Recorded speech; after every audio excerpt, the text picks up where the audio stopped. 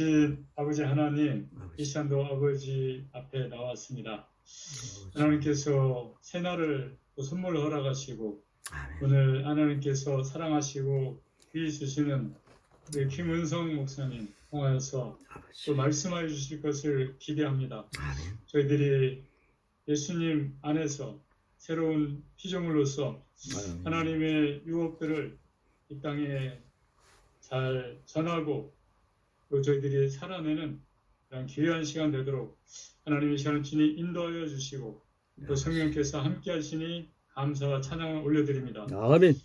함께한 모든 분들 하나님께서 기억하시고 주의 성령으로 충만케 하셔서 이 시간도 은혜를 더하여 주실 것을 감사드리며 우리 주 예수 그리스도 이름으로 기도드립니다. 아멘. 아멘. 서정식 목사님도 들어오셨어요. 예, 고맙습니다. 네, 그렇습니다. 제가 한 일주일 전에 이렇게 메모한 내용이 있는데요. 그 내용이 너무 좋아갖고 너무도 내 자녀들이 쉬운 말씀, 알고 있는 말씀, 우리가 쉽게 알고 있는 말씀을 새 지식을 듣노라고 놓치고 있다. 은성아, 이러시는 거예요. 제 마음에 확 그런 음성이 들려왔습니다. 너무도 내 자녀들이 쉬운 말씀, 알고 있는 말씀, 이런 것들을 새 지식을 듣기 위해서 듣겠다고 하면서 놓치고 있다. 그 말씀을 적용하라. 그 말씀을 계속 삶 속에 옮겨라. 그러면은 그 말씀 자체가 흘러 넘치는 지식으로, 새 지식으로 풍성하게 할 것이다. 그러니까 항상 쉬운 말씀. 찬송은 우리가 이렇게 부릅니다. 잘 알아듣게 말씀하여 주십시오. 아주 쉬운 말씀으로 잘 알아듣게 해주세요. 이런 찬송을 부르면서도 너무도 많은 분들이 새 지식만을 추구하면서 뭔가 새로운 게 없나 그러면서 삶을 살아가지 않고 새 것을 추구하는 모습들이 있기 때문에 그런 음성이 들려올 때 그걸 제가 메모해 놓고 일주일 후에 제가 말씀 전하는 그 말씀 큐티하는 곳에다 기록해 놓았습니다. 잊지 않으려고. 그래서 오늘 그 말씀을 옮겨 드립니다. 우리가 양육에 대한 지금 3과체 3번 반복해서 듣고 있습니다. 지금 양육 6과 바로 들어가도록 하겠습니다. 세 가지 접근 방법의 4번째 시간입니다. 이제 세 가지 접근 방법으로 양육 6과가 시작되는데 이게 이제 세 가지 접근 방법은 끝나는 시간입니다. 자, 그 내용들 우리가 교재 보시면서 같이 나누도록 하겠습니다. 우리가 새로운 피조물을 이야기하면서 이런 본성을 잘 이해하기 위해 사람 모양으로 표현할 때 이 전도 용기라든가 그런 것에 이런 것들이 표현이 잘 되어 있습니다. 죄의 본성을 가진 거듭나지 않은 사람을 새카만 사람으로 이렇게 표현하고 있죠. 그리고 거듭난 사람은 본질적으로 의의 본성을 가지고 있어서 황금색, 노란 사람으로 표현합니다. 이런 우리 전도지를 많이 보고 있죠. 자, 이렇게 본질적으로 확연하게 차이가 있습니다. 구약의 사람들은 하나님을 믿은 사람들이었다 하더라도 예수님이 오신 전과 후의 사람이 이렇게 다르다는 것을 이제 표현하는 것입니다. 죄의 본성을 그대로 가지고 있어서 까만 사람들입니다. 의인은 없나니 하나도 없다. 이게 맞는 거죠. 까만 사람들이 말씀을 받았습니다. 그래서 하나님의 말씀인 율법이 그들의 행동을 제어하는 작용을 했습니다. 제어하는 작용을 했습니다. 네가 남의 물건을 훔치면 상황에 따라 몇 배로 갚아야 된다. 네가 남을 죽이면 너도 죽게 된다. 라고 말했습니다. 이걸 시급을 주다는 거죠. 시급을 준다 이런 말 있지 않습니까? 근데 본성이라는 것은 개하고 늑대가 아주 어릴 때는 별로 차이가 없어 보입니다. 그러나 시간이 지남에 따라 자랄수록 본성이 강해지고 점점 그 본성이 나타나게 되어서 결국에는 배가 고프지 않아도 다시 이웃집 병아리를 잡아먹을 수밖에 없습니다. 배가 고파서가 아니라 본성이 그런 것입니다. 구약의 성도들은 죄의 본성을 가지고 있었습니다. 그렇기 때문에 하나님께서는 그들의 행동을 제어하는 작업이 필요했던 것입니다. 이걸 크게 생각한다면 예수님 믿기 전에 사람들을 구약 성도들하고 이렇게 볼 수도 있겠죠. 야생의 본성이 강한 늑대를 집에서 키우면, 야생의 본성이 강한 늑대를 집에서 키우면 문제를 안 일으키고 잘 데리고 살 수 있는 방법이 있습니다. 그 방법은 그 사슬을 묶어 놓는 것입니다. 바로 구약의 율법은 죄의 본성을 가진 사람들에게 쇠사슬과 같은 역할을 하는 하나님의 제어하는 작업이었습니다. 이 본성이 다르니까요, 맡길 수가 없는 겁니다. 그래서 율법이라는 거 가지고 그들을 묶어 놓은 것입니다. 그들의 본성을 바꿀 수 없기 때문입니다.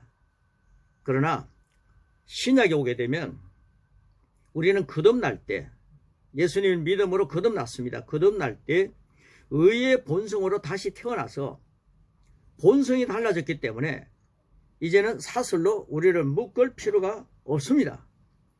이게 참 놀라운 진리입니다.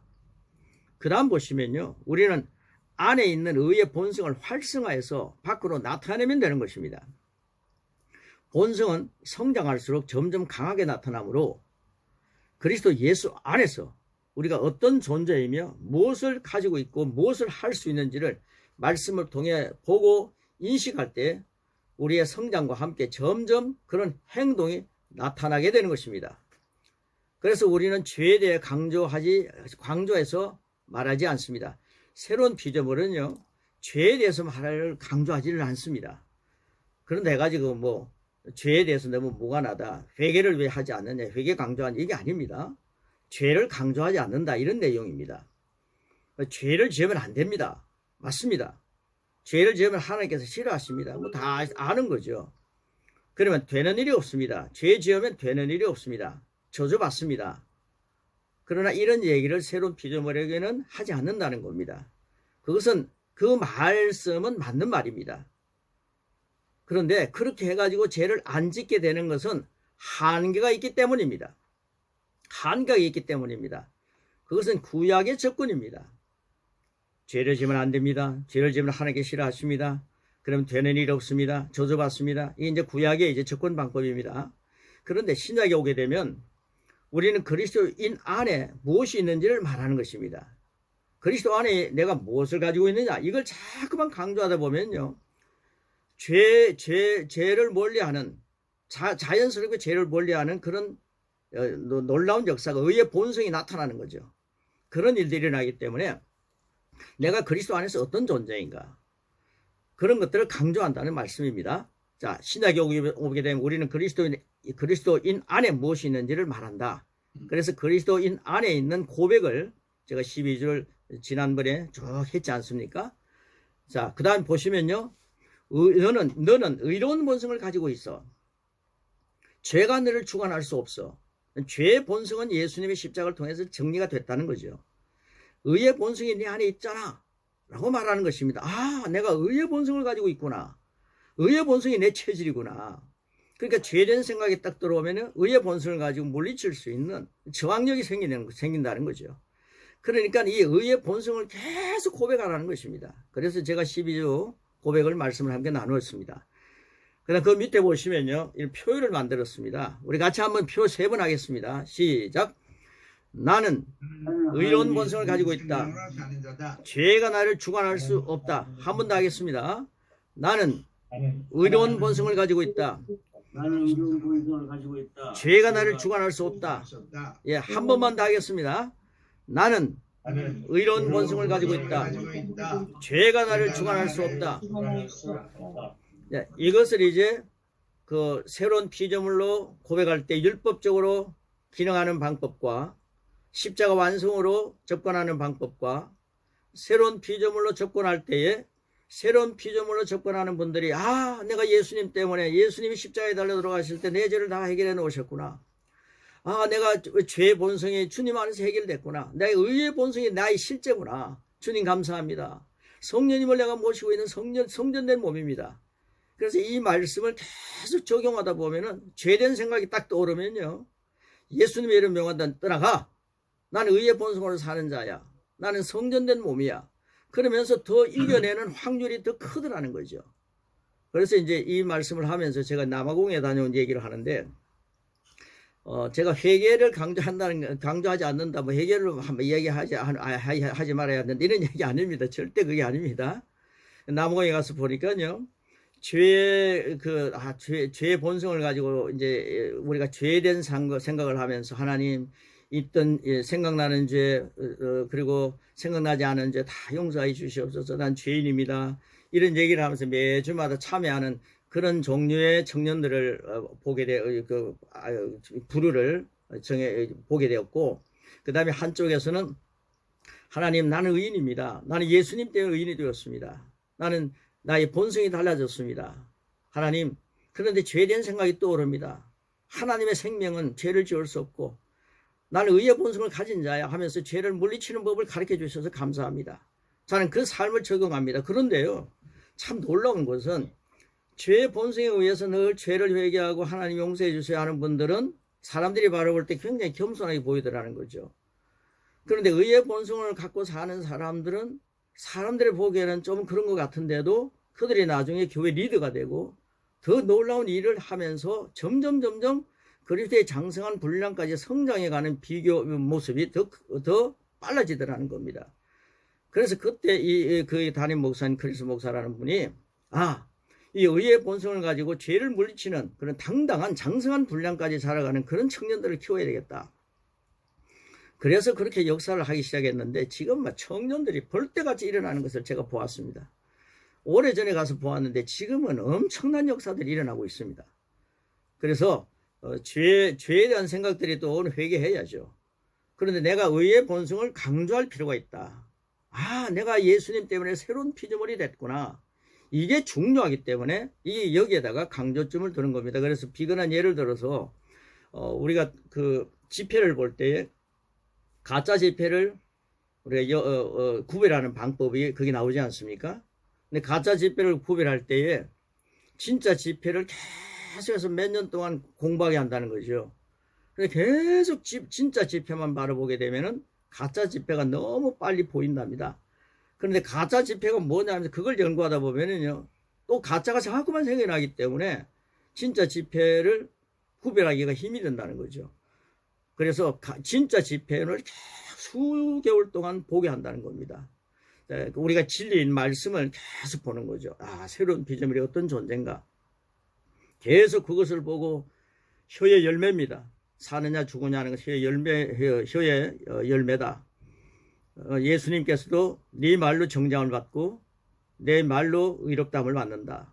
내 혀로 정죄함을 받고 내 혀로 의롭다함을 받는다. 이런 말씀이겠죠. 그러니까 우리가 믿음의 말을 계속 하게 되고 새로운 피조물이라는 말씀을 끊임없이 하다 보면은 죄된 생각이 침투할 수도 없고 죄된 생각이 들어오면은 빨리 물리치는 법을 배우는 거죠. 그래서 새로운 피조물로 산다는 것이 너무 하나님 마음에 합한 것이다. 그래서 그런 문제들을 잘 정리해서 이제 마지막 부분들을 한번 쭉 읽어가겠습니다. 나는 하나님의 생명으로 사는 자다. 나는 하나님의 생명으로 사는 자다. 하나님의 생명에 어떤 것들이 침투할 수 있겠습니까? 나는 몸에 이상이 좀 오면요, 난 하나님의 생명으로 살아. 내 몸에 이상하게 나를 힘들게 만들고 약하게 만드는 모든 것들은 떠나가. 이렇게 가끔 선포합니다. 몸이 조금 피곤하고 지칠 때도 하나님 자녀는 피곤할 수 없어. 하나님의 생명 피곤할 수 없어. 피곤은 다 정리될지어다. 그런데 해가지고 제가 무턱대고 막 일하지 않습니다. 그럴 때는 쉽니다. 그럼 자신의 몸을 조절하는 거죠. 그런데 그리스도의 말씀, 생명의 말씀을, 그리고 예수님의 이름을 많이 사용하는 겁니다. 새로운 피조물은요, 성령께서 그걸 사용하게 만드시더라고요. 깨닫게 하시는 거죠. 자, 나는 하나님의 생명으로 사는 자다. 이거 하면 3번 같이 외치겠습니다. 시작! 나는 하나님의 생명으로 사는 자다. 나는 하나님의 생명으로 사는 자다. 나는 하나님의 생명으로 사는 자다. 네, 이게 바로 예수님 때문에 가능한 것이 되었습니다. 만약에 구약에서 나는 하나님의 생명으로 사는 자다 이러면요, 상당히 좀 위험합니다. 구약에서는 좀 교만할 수도 있죠.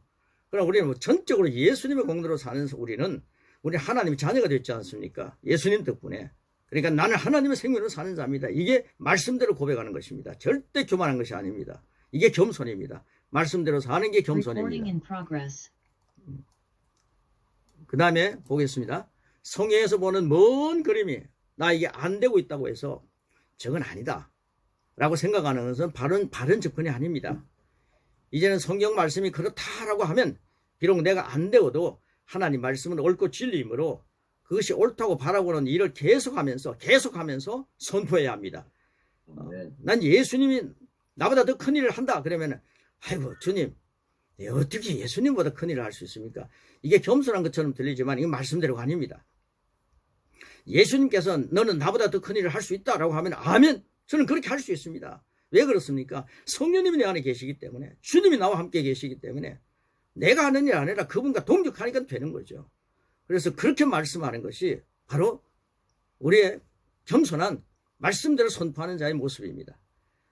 사람들이 보는 데 앞에서 겸손하게 보이려고 노력하지 마시고 하나님이 보시는 대로의 겸손이 우리에게 필요한 시대에 살고 있습니다.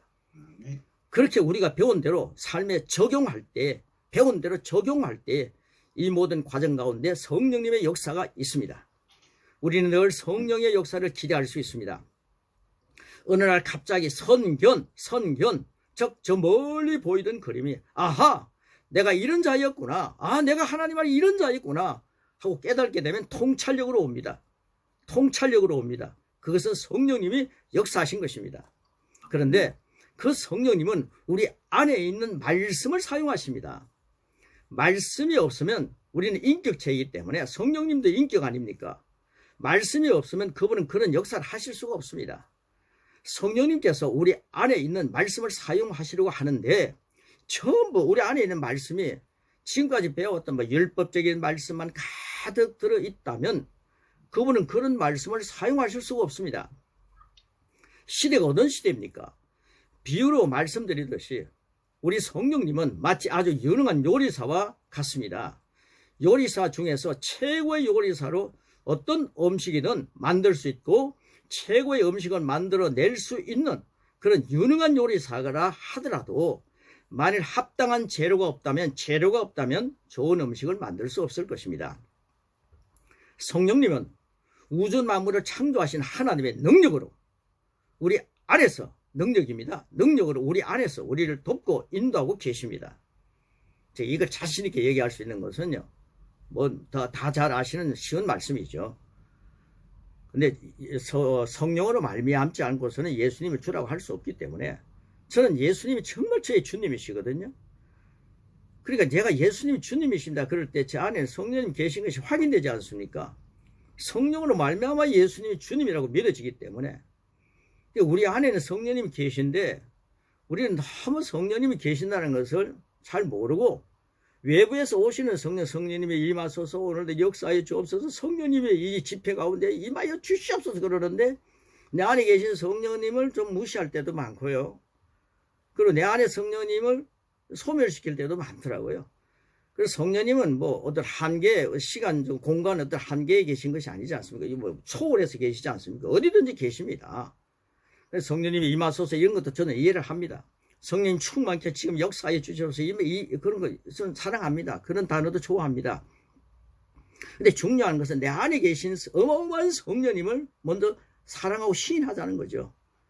그러면서 성령님이 나와 함께 계시다는 것을 확인하면서 성령님을 시인할 때에 우리는 사사로운 문제 앞에서 죄 짓는 확률이 적어집니다. 그리고 죄를 물리칠 수 있습니다. 주님이 내 안에 계신다 하면서 골방에서도 나쁜 짓 할 수가 없습니다.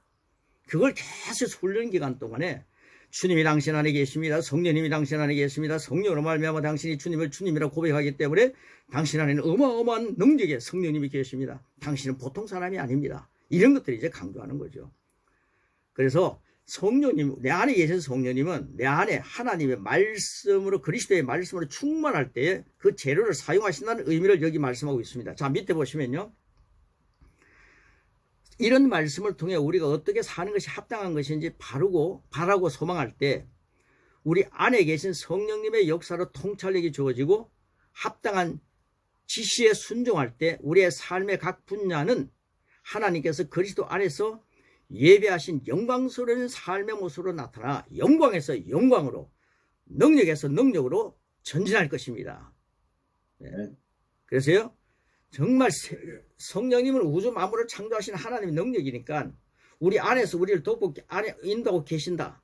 새로운 피조물인 내가 그리스도 안에서 어떤 자이며 무엇을 가지고 있고 무엇을 할 수 있는지에 대한 하나님 말씀은 성령님께서 언제나 사용할 수 있는 좋은 재료가 됩니다. 그래서 이 고백을 많이 하게 하지 않습니까? 그래서 12절 2주 고백했습니다. 그 말씀이 내 안에 내 마음이 이제 그 냉장고라고 생각하면은 그 안에 하나님이 원하시는 신선한 그리스도의 말씀을 많이 자료를 만들어 놓는 거죠. 막 저축하는 거죠. 저장하는 거죠. 그래서 그 말씀을 가지고 성령님과 함께 동력하는 겁니다. 자, 밑에 보시면요. 그래서 중요한 말은 한 번 더 읽겠습니다. 그 위에 이런 말씀을 통해 우리가 어떻게 사는 것이 합당한 것인지 바라고 소망할 때 우리 안에 계신 성령님의 역사로 통찰력이 주어지고 합당한 지시에 순종할 때 우리의 삶의 각 분야는 하나님께서 그리스도 안에서 예비하신 영광스러운 삶의 모습으로 나타나 영광에서 영광으로 능력에서 능력으로 전진할 것이다. 이런 말씀 반복해서 제가 고백했습니다. 자, 그 밑에 보시면요. 새로운 피조물로 접근할 때 우리는 제한 없이 진보하게 됩니다. 제한 없이 진보하게 됩니다. 하나님을 제한하지 말라. 하나님의 역사를 제한하지 말라. 이런 책이 있습니다. 예. 그 다음 밑에 보시면요. 하나님께서 예수님을 보내주심으로 우리를 거듭나게 하신 것은 우리로 새로운 피조물인 하나님의 자녀가 되어서 마주치는 환경과 시간마다 다스리고 살 수 있도록 모든 것을 예배해 주신 것입니다. 그리고 우리가 거듭날 때 우리에게 오신 성령님은 오늘도 우리가 왕노릇하도록 인도하고 계십니다. 할렐루야! 이게 그래서 이 고백을 이렇게 만들어 놓았는데요. 그 고백에 가로넣기가 잘 안 되신 분들은 고백에 가로넣기부터 먼저 불러드리겠습니다. 제일 앞에 가로넣기에는 예수님의 권세입니다. 권세를 써주시고요. 그 다음에 바로 뒤에는 바로 내 권세입니다. 권세 2번 써주시기 바랍니다. 그 다음에 그 밑에 보시면 나는 새 사람으로 살아갑니다. 새 자를 넣어주시기 바랍니다. 뉴, 새 사람으로 살아갑니다. 그 다음에 그 밑에는요, 그리스도의 본성을 가지고 있습니다. 본성을 써주시기 바랍니다. 본성. 그리고 저 밑에 가시면요, 왕노릇입니다. 왕이라고 써주시기 바랍니다. 마지막 가로넣기입니다. 능력으로 변화라고 써주시기 바랍니다. 변화. 자, 이제 그렇게 하시고요. 우리 함께 고백하면서 오늘 제 6강 마무리하겠습니다. 우리 고백 같이 하겠습니다. 시작. 나는 예수님을 영접함으로 하늘나라로부터 거듭났습니다. 예수님의 권세는 바로 내 권세입니다. 이제는 내가 사는 것이 아니요 내 안에 계신 그리스도로 말미암아 나는 새 사람으로 살아갑니다. 새 사람인 나는 그리스도의 본성을 가지고 있습니다. 이 새로운 본성은 성경 말씀대로 생각하고 말하고 행동함으로 풀어놓을 때 상황을 바꾸는 능력이 있습니다. 나는 이제 이 세상의 환경이나 사건들을 바라보며 실망하지 않고 하나님의 말씀의 법칙대로 생각하고 말하고 살아가면서 예수 그리스도로 말미암아 생명 안에서 왕노릇합니다. 나는 낙심하지 않습니다. 그 사람은 후패하나 속 사람은 날로 새로워져 영광에서 영광으로 능력 위에 능력으로 변화되어 가고 있기 때문입니다. 나는 하나님의 생명과 본성으로 거듭난 새로운 피조물입니다. 생명과 본성으로 거듭난 새로운 피조물입니다. 예. 아멘. 이것이 바로 우리의 정체성입니다. 예수님 믿고 난 뒤에 이 귀한 진리를 놓쳐버리고 사는 거죠. 우리가 고백할 때 얼마나 쉽습니까? 이 말씀을 함께 나누고 나는데 이 고백이 바로 나라는 나의 모습이구나. 내 정체성이다. 그러니까 이 말씀 가지고 사는 사람이 그리스도의 장성한 분량까지 얼마나 빨리 성장해 갈 수 있겠습니까? 그런데 늘 죄책감에 사는 사람들, 주님 용서해 주십시오 하는 사람들은 결코 늘 예수님 모시고 겸손하게 사는 것 같지만 발전이 없더라는 거예요. 저는 그런 종교 생활을 너무 오래 해왔기 때문에 이 말씀이 저에게는 확 사무쳐 왔습니다. 너무너무 좋더라고요. 그래서 이 말씀을 가지고 시작하니까 하나님께서 너는 이제 나와 동력할 수 있다라고 생각하셨나 봐요. 그래서 막 이 말씀을 가지고 가는 데마다 역사가 일어났는데 정말 가는 데마다 하나님께서 참 크게 하시는 모습들을 보면서 이거 나누겠습니다라고 역사 말씀드렸습니다. 나누겠습니다 하고 할 때 이 사령부를 만나 가신 겁니다. 우리 고백이고요. 너무 귀한 고백입니다. 우리 한 번 더 같이 하고요. 그리고 믿음 육가로 들어가도록 하겠습니다. 우리 정말 마음으로 믿고 입으로 시인하는 겁니다. 우리 이 말씀을 같이 나누는 동력자 되는 우리 후배 목사님 이렇게 같이 고백을 하는데 목사님의 고백은 진심으로 마음에서 우러나는 막 그런 막 애타는 고백을 하더라. 막 정성을 고백을 하더라. 그런데 다른 이제 그 분들은 그냥 읽기만 하더라. 그러니까 진심으로 하는 고백을 좀 강조하십시오. 이런 얘기를 해서 마음으로 정말 믿고 입으로 선포하는 고백이 되기를 바랍니다. 우리 고백 같이 하겠습니다. 한 번만 더 하겠습니다. 시작. 나는 예수님을 영접함으로 하나님 나라로부터 거듭났습니다. 예수님의 권세는 바로 내 권세입니다. 이제는 내가 사는 것이 아니요 내 안에 계신 그리스도로 말미암아 나는 새 사람으로 살아갑니다. 새 사람인 나는 그리스도의 본성을 가지고 있습니다. 이 새로운 본성은 성경 말씀으로 생각하고 말하고 행동함으로 풀어놓을 때 상황을 바꾸는 능력이 있습니다. 나는 이제 이 세상의 환경이나 사건들을 바라보며 실망하지 않고 하나님 말씀의 법칙대로 생각하고 말하고 살아가면서 예수 그리스도를 말미암아 생명 안에서 왕노릇합니다. 나는 낙심하지 않습니다. 그 사람은 후패하나 속 사람은 날로 새로워져 영광에서 영광으로 능력 위에 능력으로 변화되어 가고 있기 때문입니다. 나는 하나님의 생명과 본성을 거듭난 새로운 피조물입니다. 할렐루야. 아멘. 우리 믿음 6과 교재를 준비하셔서 같이 보겠습니다. 믿음 6과입니다.